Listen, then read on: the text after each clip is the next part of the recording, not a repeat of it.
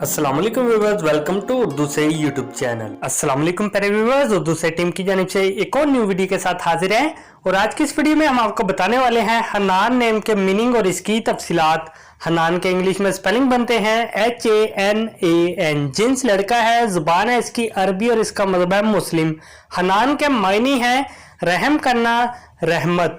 हनान नाम का शुमार लड़कों के नामों में होता है। हनान नाम की इब्तदाई तारीख अरबी ज़बान से निकलती है। हनान नाम के अफराद के लिए खुशकिस्मत नंबर 6 माना जाता है, जबकि खुशकिस्मत दिनों में जुम्मा और सोमवार शामिल है।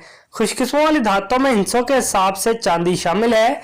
हनान नाम के अफराद के लिए मुआफिक रंगों में नीला और सब्ज रंग शामिल है। हनान नाम के अफराद के लिए मुआफिक पत्थरों में मरकत शामिल है। हनान नाम में 5 हरूफ है, ये एक लफ्ज बनता है। अपने नाम का मीनिंग जानने के लिए कमेंट बॉक्स में लिखिए, चैनल को सब्सक्राइब कीजिए, वीडियो को लाइक और शेयर कीजिए। Thanks for watching.